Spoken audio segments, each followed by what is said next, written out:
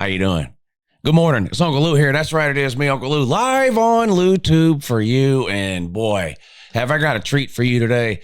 The completely pointless and totally ridiculous, way too early top 25. Now, I only put this out this time of year so that hopefully some of y'all will stop asking me about it.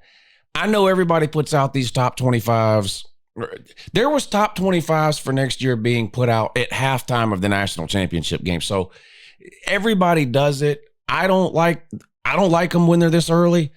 A lot of people complain about the early top 25s, and I get it, but the reality is y'all click on it. So I mean, I don't know exactly sort of the psychology behind that. I don't know if you click on it just to complain that it's too early for a top 25. And again, I agree with you. It's a total shot in the dark here to do top 25s at this time of year. Spring practice hasn't even started. And even though we all hate injuries, we know there's going to be some, either whether it be spring, summer camps, fall practice leading into the season. There's another transfer portal window after the spring games, 2 weeks in May. So we don't even know for certain what these rosters are going to look like. A lot of teams lost quarterbacks, either to graduation, the NFL, or the portal. So in some cases, we're unsure who a team's quarterback might be, which of course is a big piece of the puzzle when it comes to, determining how good you think a team might or might not be, or where you would rank them in the top 25. So this is a complete and total shot in the dark. Basically, when you rank teams this early, really what you're doing is there's no other way to do it really without basing it somewhat off of last season. Then you can look at like a team's last 2 or 3 recruiting classes. In other words, teams that recruit in the top 5 every single year are usually going to show up in a preseason top 25. I mean, this shouldn't be a surprise or a shock, right? Now, I know that just because a team recruits in the top 5, it doesn't mean anything. It doesn't mean they're going to finish in the top 5, top 10, top 25. Doesn't mean they'll make the playoffs or not. Teams that recruit well year over year over year and stack really good recruiting classes do tend to outperform teams that don't on average. But you've always got teams that don't recruit in the top 5 or 10 that end up making the college football playoff. Indiana last year, SMU last year, Boise State out of the group of 5, Arizona State, right? And then you got teams that recruit in the top 5, top 10 every single year that, for whatever reason, don't make it into the playoffs any given year. Michigan last year would be an example of that. So you have to look at those sort of things to make a top 25 that makes any type of sense at all. But I'm agreeing with every criticism or complaint you have about my top 25 before I even show it to you, and before you even lodge your complaints. With that being said, here we go. Here's my way too early top 25. Now, I only do 3 of these per off season. That's it. So if you ask me next week to update it, I'm just not going to do it. Okay. I do one now after the February signing day, which was last week. I'll do a second one after the transfer portal window closes around the middle of May. And I'll do a third and final sort of official preseason top 25 ranking 2 or 3 weeks before the season starts around the beginning of August. But here you go. I'll run through this per usual. One of the biggest complaints I hear in general about top 25s is that there's no explanation given, like the AP top 25. It's just, here's the AP top 25. There's nobody sitting there to like explain to you why they voted a team where they did or why a team is ranked where they did. I try to do that on a lot of these teams when I do this video here. I don't have time to spend 10 minutes explaining why I ranked every single team where I did, but I do go through it. I'm about to do that now and give you, just a little bit of like my thought process for why I have a team ranked where I do. Another suggestion I would give you, and again, it's up to you whether you choose to follow this suggestion or not. I think it's better to look at top 25 rankings, particularly these way too early top 25 rankings, in groups of teams rather than focusing or getting bogged down on where a specific team is ranked. In other words, you see I've got Ohio State at 3, okay? I can understand if you think they should be 1 or 2 or 4 or 5, right? General consensus, though, don't most people think Ohio State's like a top 5-ish for preseason ranking? So, you might not think Ohio State should be 3, but unless you think they should be 13 or 15, are you really going to criticize me for having them 3rd if you think they should be 2nd? I mean, so That's kind of how I do it. I take a group of teams, maybe it's 5 teams, maybe it's 8 teams. I'll tell you what I did here. I have my top 7 here. I think that's a good top 7. Not the exact order. You get 10 people to rank those 7 teams. You might come up with 10 different complete rankings out of those 7 teams. But I think those 7 teams sort of deserve some benefit of the doubt. All 7 of those teams had really good seasons last year. All 7 of those teams have returning head coaches. About half of them have returning quarterbacks, about half don't. But anyway, I think it makes sense that those 7 teams in some order would be most people's top 7. And in researching for this video, a lot of the top 25s that I looked at, whether it was from, big companies like ESPN or even smaller YouTubers who were putting out top 25s, while it's not a 100% consensus top 7, those are the 7 teams that you see in most people's top 7. So we'll start with Texas. Why do I have them 1 instead of 4 or 5? Again, if you have them 4 or 5, I don't have an issue with that. I think that's perfectly acceptable. I put them at 1. They recruit extremely well every single year. They've had success in the portal filling holes. And while they lose their quarterback, Quinn Ewers, to the NFL, they've got Arch Manning. And I know that Arch Manning is sort of a lightning rod individual when it comes to topic and conversation. You've still got a group of people that think he's not any good at all. And the only reason anybody ever even mentions him is because of his last name, Manning, and who his parents and his uncles are and things like that. Now, I disagree. I think Arch Manning is a really good quarterback. He was really good in high school. Every single coach in the country wanted him. Every single program in the country wanted him. Every single offensive coordinator in the country wanted him. So if you think he's terrible, then that means that you think your coach's offensive staff is ignorant or inept, because whatever team you're a fan of, they wanted Arch Manning. On top of that, we've seen him play quite a bit. Unfortunately, Quinn Ewers suffered from the injury bug in his last couple of years at Texas, and so Arch Manning was sort of forced in multiple times during the season over the last couple of years. And, did he play great? Did he play at an All-American or a Heisman level? No. But for coming off the bench with very little experience, I thought he did pretty well. He even started some SEC games last year. In addition to that, he plays a lot for Texas, or has played a lot for Texas in certain packages, some red zone situations, some short yardage stuff.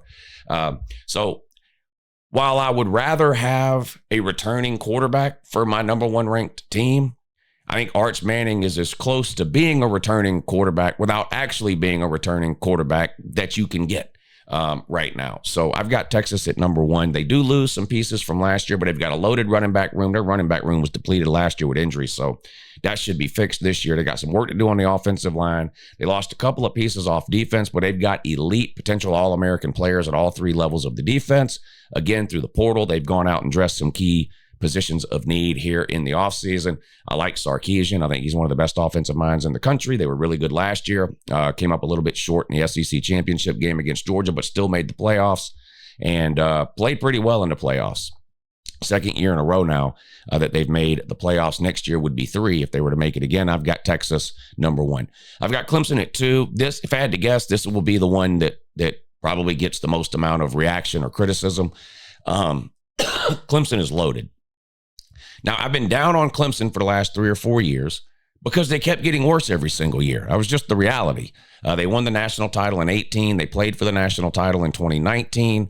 And then from 2020 to 2023, they got progressively worse every single year. And the record bears that out. Just look at it. They went from no losses to 1 loss to 2 losses to 4 losses, I think 2 seasons in a row. And last year they lost 3 games, but they still got into the playoffs, right? They sort of backed their way in when Miami lost on the road against Syracuse late in the year, but then they ended up winning the ACC championship by beating SMU, getting into the playoffs. They played on the road at Texas. I thought it was a good game, but it came up short. The quarterback is back, Cade Klubnik. Now, this time last year, we were dogging on Cade Klubnik because he was terrible in 2023. He was just awful. He was a turnover machine. Clemson turned the ball over in every single game in 2023. They had no wide receivers that were any good at all. Their defense appeared to be slipping a little bit. There was reason to be concerned about Clemson heading into last year, and those concerns showed themselves during the season. They got blown out by Georgia in week 1. They lost to, was it Louisville they lost to, and then they lost to South Carolina, so they lost 3 regular season games, but then they won the ACC championship before losing to Texas in the college football playoff. So another 4-loss season for Clemson, which sort of continues to trend, but they were a better team last year, particularly at the end of the season, than what people thought they would be heading into the season. To get Cade Klubnik back, they got to replace Maffa. My concerns about Clemson are replacing Maffa at running back and the wide receivers. Now, their wide receivers played okay last year, but they still don't have sort of the elite sort of first or second round grade NFL type wide receivers that they had during their run from about 2015 to 2019. But they've got capable wide receivers, I guess. They got to replace a really good tight end. And their defense is a question heading into next year. Now, they've replaced defensive coordinators. This will be their third defensive coordinator in the last 3 years. They lost Venables to Oklahoma. They elevated Wes Goodwin internally to defensive coordinator. He was there for 2 years. That just did not work out. They sent him packing and brought in Tom Allen, former Indiana head coach. Last year was the defensive coordinator at Penn State. They brought him in. I think it's a really good hire. If the offense can continue to improve, which it did last year, and the defense can start playing more like the Clemson defense we're sort of used to seeing, as opposed to the defense we saw last year, which was downright bad in certain games, honestly. And I'm not convinced that will happen. A lot of times it takes 2 years even if, you have a home run hire at the coordinator position, a lot of times it can take 2 years for you to really see that on the field. Look at Ohio State, right? They brought in Jim Knowles, little bit of improvement year one, but then year two, it really took off on the defensive side of the ball. So we'll see how much Clemson can improve on the defensive side of the ball. I think if they can get anywhere close defensively to what they were, most of the time in the last 10 years, I think they're almost a shoe-in to win the ACC and make the college football playoff. Again, I've got them at 2.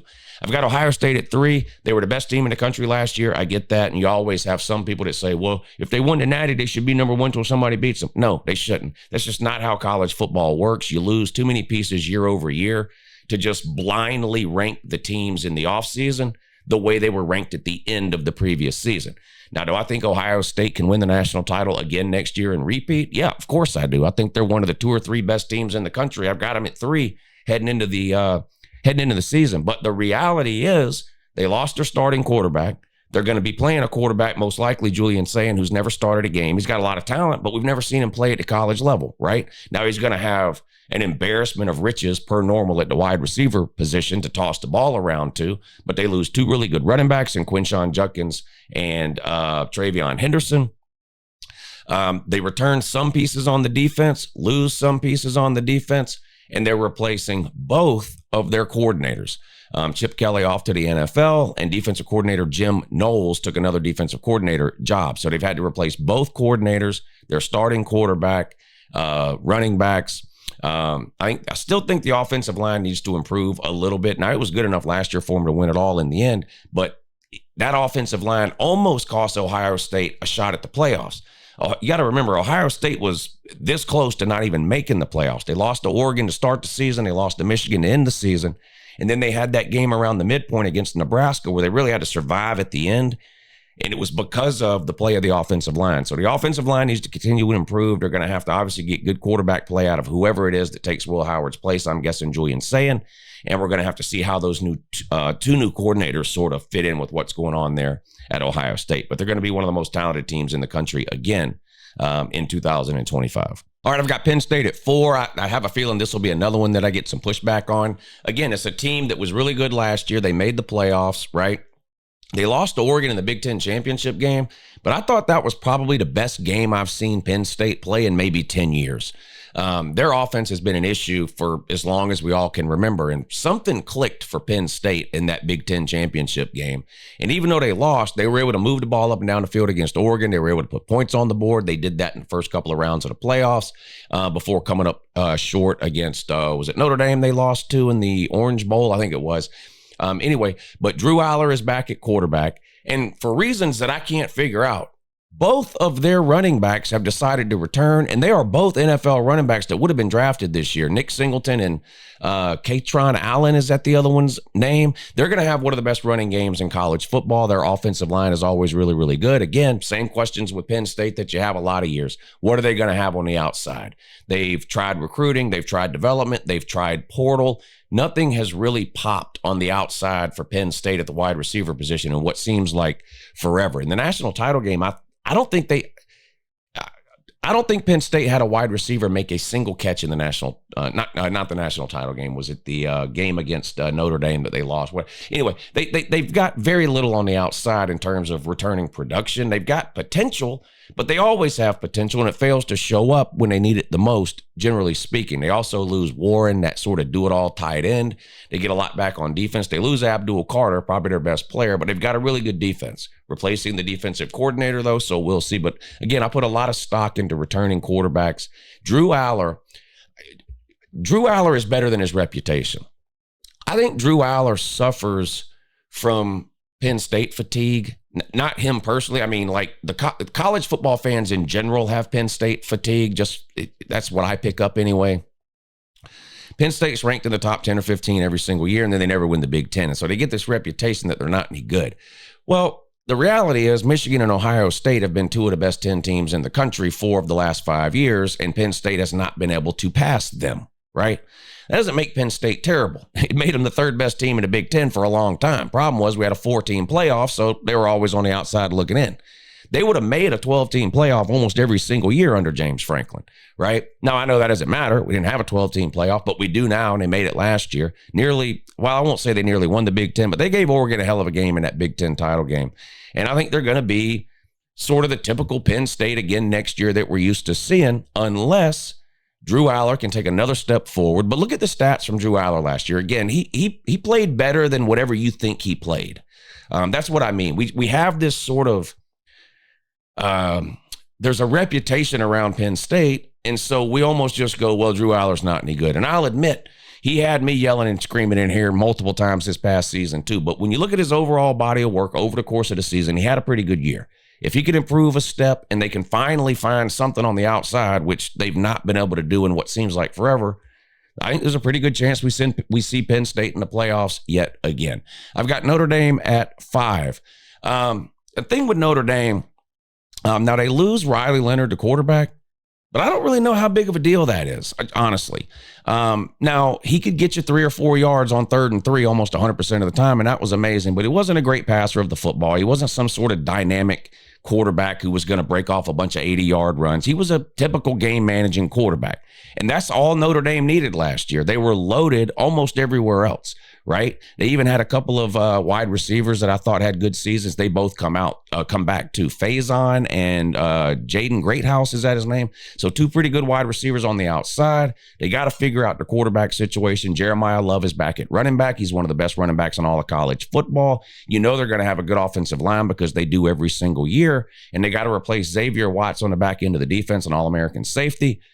But they're loaded over there too. You look at their schedule, they open up with Miami. They, of course, play a bunch of service academies, and then they close with Southern Cal. And the reality is, whether we like it or not, a 10-2 Notre Dame is more likely to get into the playoffs than not. Now, I know it depends on what else happens in all the other conferences around the rest of the country and how many at-large bids go to the SEC and the Big Ten or the ACC and the Big 12 and all that. But if I had to bet $1 right now whether or not a 10-2 Notre Dame gets in, my bet would be yes, a 10-2 Notre Dame next year would get in. Now, you know my thoughts on the matter. I don't think a 10-2 Notre Dame should get in. In a 12-team playoff, I think they should have to go 11-1 because they're not in a conference. They avoid a conference championship game. They're scared to join one. Been over this a million times. But the reality is, they made the playoffs last year. They won multiple playoff games last year. They made the national championship game. I guess we can still talk about, people are still wanting to type about the loss to Northern Illinois, and yeah, that was embarrassing, and Marcus Freeman's got to stop doing that. He's got 3 home losses that are just abysmal. Marshall, Stanford, and Northern Illinois. There's just no explaining those losses. Notre Dame was 20-plus point favorites in all 3 of those games, and they found a way to lose. You got to stop doing that. But he's a really good coach. He's charismatic. The players like him. Recruits like him. It doesn't look like Notre Dame is going to be like a one-and-done type of team that has some, they had a really good year last year and now they're going to go 8-4 or something. I just don't see that happening. I've got them at 5. I've got Oregon at 6, again, replacing their quarterback, Dylan Gabriel, gone off to the NFL. Dante Moore is going to start for them. First-year starter at Oregon, but a lot of playing experience from 2 years ago at UCLA as a true freshman under Chip Kelly. I'm assuming he's going to get the starting quarterback position. You got a lot of these teams aren't going to come out and tell you who the starter is, but it's assumed it'll be Dante Moore. They do lose some talent, Oregon, but teams like Oregon are going to lose talent every single year. Why? Well, they recruit in the top 5, 6, 7, whatever it is, every single year, which means Every single year, you got players leaving for the NFL. So they're going to lose talented players every single year. They do a great job in the portal. They've done it again this offseason. They're in the Big Ten. It's a tough league, but it's hard to imagine Oregon not being in the playoffs next season. The question is, what will they do once they get there, right? Dan Lanny's got to win a big game. He won the home game last year against Ohio State, and that was a big game, right? But, the year before that, he lost to Washington twice, including in the Pac-12 championship game.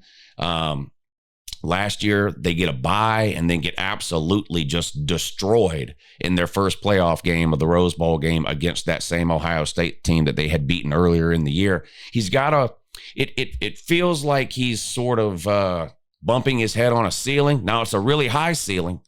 But it does seem like Dan Lanning and Oregon have been bumping their head on a ceiling for a couple of years. They're going to have to break through that at some point. Maybe this will be the year. I'm not here to predict the playoffs right now or what happens in the playoffs, but I would be surprised if Oregon doesn't end up there somewhere in that 12-team field. I've got them at 6. I've got Georgia at 7. Again, a lot of questions for me about Georgia heading into the season. I think they severely overachieved last year. Not based on preseason expectations. Based on preseason expectations, Georgia underachieved. They were the favorite to win the national title heading into the season. They were ranked number 1 for parts of the season, right? But if you watch Georgia play last year, they had some clear and obvious deficiencies. The offensive line was probably the worst it's been since Kirby's been there, at least since 2016, his first year. The wide receiver core was the worst in the country, period. They led America in drop passes. Georgia had 3 players that were top 10 in dropped passes. It's just mind-boggling. Georgia had 30% of the top 10 in dropped passes last year for individual players. It's just mind-numbing how bad the wide receivers were last year. They got beat up at the running back position, had to play a true freshman a lot of the year. Nate Frazier, ETN, did come back healthy towards the end of the season, but now he's gone off to the NFL, and you're looking at a running back room at UGA that's pretty much Nate Frazier, and that's it. You got the 2 Robinson boys, but they've been permanently injured for going on 3 years now, so they've never really done anything. You got Dwight Phillips, who had 1 carry last year. I like Nate Frazier, but there's not a whole lot to be confident in at the running back position for Georgia behind that. The offensive line is going to have to be completely redone from last year. I think that's good news, though. They lose 4 of their 5 starters from the offensive line last year. The only one that returns is that left tackle that got beat. If you watched the Georgia game last year, the left tackle stood out like a sore thumb. He was bad. He's the only one that's back. I don't know if they find something else at left tackle and move him to go. I don't know what they're going to do, but they got to completely revamp the offensive line. They've got all brand new wide receiver core. Most of the wide receivers from last season are gone. They've already brought in 2 transfers, Noah Thomas from A&M and Zachariah Branch from Southern Cal. If Georgia wants any chance to repeat as SEC champions in 2025, both Noah Thomas and Zachariah Branch have got to be home runs. And I'm not convinced that they will be. We'll see. They've got a lot of potential. I particularly like Noah Thomas because he's a big, tall body that can play on the outside, something Georgia severely lacked last season. The biggest problem with Georgia's wide receivers last year, beyond the fact that none of them could actually catch the ball, was that they were all slot receivers, really. They were all undersized slot receivers who were forced to play on the outside due to injury and suspension. So the wide receiver room is a question mark. There is potential there through the transfer portal and the players they brought in, but it's a question. The offensive line, we have no idea what it's going to look like. And I haven't even mentioned the quarterback situation. Carson Beck thought about entering the NFL. Instead, he transferred to Miami. Gunnar Stockton, who got the start against Notre Dame in the Sugar Bowl after Carson Beck was hurt against Texas in the SEC championship game, is the presumed starter for next year at Georgia at the quarterback position. They've got Ryan Puglisi, so maybe a little bit of off-season competition, but I think I would be surprised if Gunnar Stockton didn't win the starting job. Now, I thought he played well against Notre Dame.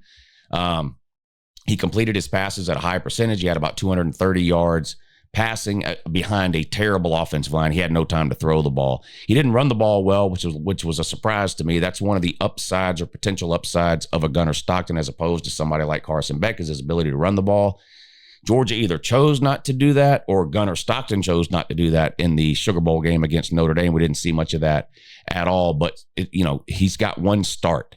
And while I think he played well against Notre Dame, and I don't think it was his fault they lost, it was the offensive line and wide receivers' fault and special teams. When you have 1 start, it's hard to be fully confident in a guy. So a lot of questions offensively for Georgia. I've got less questions defensively. Not that they don't lose anything, they do.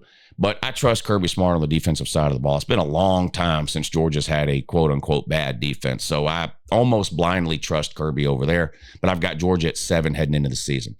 This is where it gets a lot more tricky to me. Again, I said 1 through 7, maybe you change the order around on 1 through 7, but I'm pretty confident in my 1 through 7.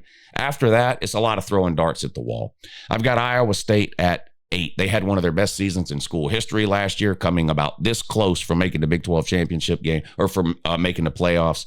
Didn't happen. Could happen this season. They get a lot back. Their schedule is favorable. There's no dominant program in the Big 12. We'll see if there ends up being a dominant team this year, but there's no dominant program that just sort of pencil in, well, they're winning the Big 12, right?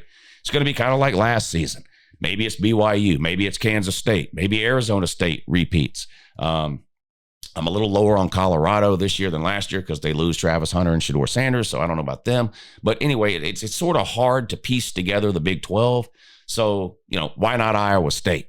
They've got a really good coach that's been there for a long time. They again, coming off one of the best seasons in school history this past season. I've got Iowa State at 8. Right behind them, I've got BYU at 9. The BYU, their quarterback is back. They had a really good season last year up until week 10. And then I don't know what the hell happened. I looked up and BYU was 9-0 or 8-0, 9-0, whatever it was. And then they couldn't win a damn game the last month of the season. It was odd. But again, they've got a lot back, good coaching staff. And because they're in the Big 12, just like every other team in the Big 12, the schedule is favorable. I've got Miami at 10. They lose a really good quarterback in Cam Ward, but they bring in Carson Beck. Now, he's not the same style of quarterback as Cam Ward. Cam Ward does a lot of scrambling around, sort of throwing on the run, improvising, that kind of thing. Carson Beck's not going to do that. He's a pocket passer, but he's a really good pocket passer who can make every NFL throw, period. And if Miami can protect Carson Beck in the pocket, Carson Beck's going to throw for 4,500 yards, maybe 5,000 yards. He's going to put up video game numbers in a Miami offense down there against ACC competition. I don't have any doubt about it. I'm not a Carson Beck hater. I don't think that a guy is good when he plays for Georgia, but then the minute he transfers, he's hot fucking garbage. I just don't buy into that. He did have an interception problem last year, very well documented on this channel. It was literally driving me out of my mind. The 3 or 4 game stretch in the middle of the season where, he had, I think, what did he have, 9 interceptions in a 3-game period or something like that? It was really bad. Outside of that, I thought he played pretty well, and I think he'll do well at Miami. They got to replace Restrepo at the wide receiver position, and of course, their defense just needs to be totally night and day difference from what it was last year. Their defense was absolutely horrendous last year. They reminded me of Lincoln Riley, Oklahoma teams. That's how bad Miami's defense was last year. But similar to the Big 12 teams that I talk about, Miami's in the ACC. I mean, what hurdles are there really to get over? I mean, Clemson will be good with Cade Klubnik returning, right? You got to put Miami pretty close up there. Florida State's in the toilet, and I don't expect them to fight their way out this season. Maybe they get bowl eligible this year, but Florida State's, they got a long way to go. So you can forget about them. Georgia Tech was better than expected last year, but it's hard to imagine Georgia Tech being a contender in the ACC. North Carolina is starting over with a 90-year-old Bill Belichick. Virginia Tech is perpetually disappointing. Louisville will beat somebody they're not supposed to beat, and people will start talking about them, and you'll look down at the end of the year, and they'll have 3 or 4 losses like they always do. So, I don't know what to do with Miami. I've got them at 10. I've got Illinois at 11. They've got to have back-to-back good seasons. They were really good 2 years ago. Then everybody hyped them up heading into 2023, and they were terrible. And then everybody forgot about them, and then in 2024, they were pretty good again. I think they went 10-3. Something like that. Beat South Carolina in the bowl game. Brett Bielema, the head coach there. Really good defense. We'll see. But again, I'm giving the Big Ten some benefit of the doubt in this ranking because the Big Ten's the best conference right now. There's no debate about that either. I'm so sick. Look, there's not a bigger SEC homer than Uncle Lou. I love the SEC. I live down here. I've been watching the SEC since I was knee-high to a grasshopper in that. And for a long time, the SEC was the best conference in football. And I came on here and said, hey, the SEC is the best conference in football. Now, that made the Big Ten man and the ACC man mad and all that, but it was true. And right now, it's true that the Big Ten is the best conference. There's just no denying it. Michigan beats Alabama. Illinois beats South Carolina. Ohio State wins the Natty. Michigan won the Natty last year. Penn State had a really good season this year. I mean, there's just no debating it right now, okay? Now, maybe that changes once we get into next year, but just like I used to give the SEC the benefit of the doubt because they were clearly the best conference, I'm doing that with the Big Ten now. That's why I've got Illinois at 11 ahead of South Carolina, who they just beat, LSU, and Tennessee, who are my 12, 13, and 14 team. Years past, Illinois would have been behind Tennessee. I'd have had South Carolina, LSU, Tennessee, and then Illinois. I'm giving them the benefit of the doubt there and putting them at 11. South Carolina, LSU, and Tennessee are my 12, 13, and 14. I'm high on South Carolina. I think they have the best returning quarterback in the SEC. Maybe the second best. Nussmeier at LSU is really good too. And then you've got Tennessee at 14. Nico comes back second year as a starter, but their defense lost a lot of pieces. And Dylan Sampson, the running back, was about 80% of Tennessee's offense last year. So they got to find some answers offensively heading into next season. Because without Dylan Sampson last year, Tennessee's probably a 5-loss team. He's gone. We'll see what they do. But I've got Tennessee at 14, LSU at 13, Brian Kelly under fire from a former player. Made a video on that the other day. And South Carolina at 12. I've got Michigan at 15. I don't know what to do with Michigan. I mean, I don't think they were very good last year. I don't think anybody thinks they were very good last year. Quarterback situation was an absolute mess. And now they're putting all their eggs in a true freshman basket with Bryce Underwood committing to Michigan in the offseason. And I think he'll be a really good quarterback. But not very many quarterbacks are really good as a true freshman. We'll see. And Michigan doesn't have a lot around him. They just don't. Defensively, I think they'll be good. They did beat Alabama in the bowl game, so that it's got to count for something, I guess. I've got them at 15. If Bryce Underwood comes in and performs at an extremely high level right away, and they find some things around him, I could see Michigan making a push for the playoff. If Bryce Underwood goes through some growing pains like most freshmen do, and maybe key interception in a game, it costs them here and there, I could see Michigan finishing somewhere like they did last year, around 8 wins. I think there's a wide possibility of what Michigan could do in 2025. Louisville at 16, talked about them already. Alabama at 17. I don't know what to do with Alabama either. They're in a supremely talented team, and I think Kalen DeBoer is a pretty good coach. But supremely talented teams with pretty good coaches shouldn't be losing to 3 unranked teams in one season. And that's what Alabama and Kalen DeBoer did last year, dropping games to Vandy, Oklahoma, and Michigan. Just 3 unacceptable losses for a team as talented as Alabama with a coach as good as Kalen DeBoer. On top of that, they got to replace the quarterback, Jalen Milroe, who I was never all that high on, particularly when it came to throwing the ball. But he was a playmaker with his legs, and it sort of changed what you had to do defensively against Bama. They're not going to have that at the quarterback situation this season, no matter who they decide to go with, whether it's Ty Simpson or someone else. Like every team that recruits in the top 10, they lost a ton of talent to the draft. They're going to have to replace that with inexperienced talent. Plus the portal, we'll see. Again, Alabama, like Michigan, I don't think anybody would be surprised at the end of the year if Alabama is playing for the SEC championship or is in the playoffs. I don't think that would surprise anybody. I also don't think it would surprise anybody if this next season goes similar to last season. They're sitting at 2 or 3 losses at the end of the year and scratching their head and complaining that, we could have beat all these teams we didn't play. The whole hypothetical shit that they like to do. But I've got them at 17. Arizona State at 18. Got to replace Scatteraboo. The quarterback is back, but they got to replace Scatteraboo. I really like their coach, Dillingham.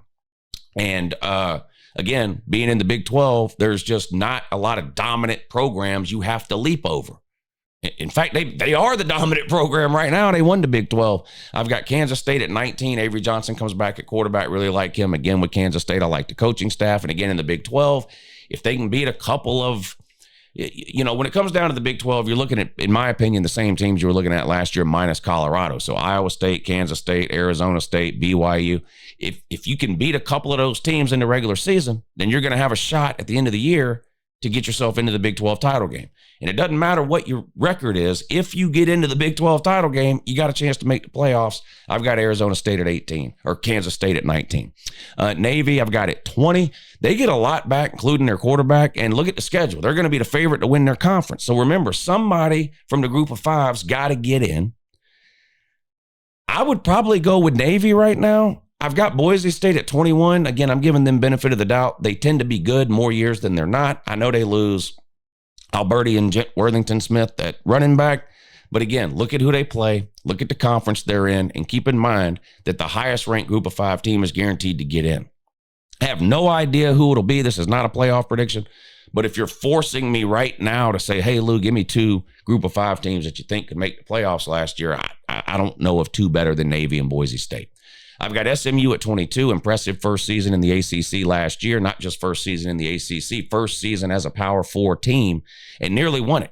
They were the best team in the ACC during the regular season. Maybe you make an argument for Miami, but again, Miami's the two head-scratching losses to Georgia Tech and Syracuse, so they lost themselves out of the ACC title game. SMU gets beat by Clemson. They still got into the playoffs, though. SMU did. Impressive first season for SMU. We'll see how Rhett Lashley follows that up in year two. I've got Ole Miss at 23. This is some respect for Lane Kiffin and what he's done in the portal in the past. Ole Miss is losing a ton off of last year's team, an absolute ton. And Ole Miss, like a handful of other teams, is a feast or famine team. They rely overwhelmingly on the portal for starters. Not that they don't recruit out of high school, they do, but every single year, about 30 to 40% of their roster starting lineup is made up of transfer portal players. And if you look at the last two seasons of Florida State, that tells you everything you need to know about living your life that way as a college football team. If you strike gold on enough of those players out of the portal, you can have a really good year like Florida State did 2 years ago, honestly like Ole Miss did last year.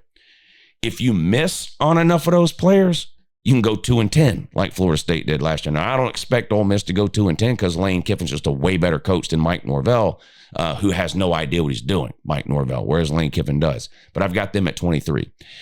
Indiana and Florida, look, I put Indiana at 24 because they made the playoffs last year, all right? And Cignetti shut a lot of people up. But again, the majority of that team is now gone because it was a upperclassman portal heavy team. And they're gone. In the Big Ten, unlike the Big 12 or the SEC, or the Big 12 or the ACC, the Big Ten is a really tough conference. And I gave Indiana all due respect last year. I thought they deserved to be in the playoffs. So I'm not one of these just, they shouldn't have been there or who would they play. They were really good. But again, look at the top 5 or 6 teams, right? Why are those the same top 5 or 6 teams every single year? And why isn't Indiana? Well, they don't recruit like those teams do. They just don't. Indiana doesn't recruit like Texas, Clemson, Ohio State, Penn State, Notre Dame, Oregon, Georgia, even Bama, Tennessee. They don't. I wouldn't even have Indiana ranked if it weren't for the fact that they made the playoffs last year. So I'm giving them what I think is fair credit here, okay, by ranking them in the offseason, even though I'll be honest, I think there's a better chance they finish outside the top 25 than there is that they make the playoffs for the second year in a row. And then I've got Florida at 25 because they won't shut up. The Florida fans won't shut up. So here you go. I got you at 25. Okay. Now we all know Billy Napier has no idea what he's doing. And we all know DJ Lag. I don't know what DJ Lagway had 12 touchdowns and 10 interceptions last year. They're down there with the Heisman speech and building statues. And oh my God, we only lost 5 games. Let's have a parade. I don't understand it. They've got, again, one of the most difficult schedules in the country. They play Texas. They play Ole Miss. They play Georgia. They play LSU. They play Miami. 8 wins. Can they go 8-4? Billy Napier's got no idea what he's doing. And for the umpteenth year in a row, he refuses to hire an offensive coordinator. He's calling his own plays again because what's worked out so well so far, right? So anyway, but there you go. A nod to the Florida, man. I've got Florida at 25. All right, that's my top 25. Make sure you let me know how stupid I am. Have a good morning.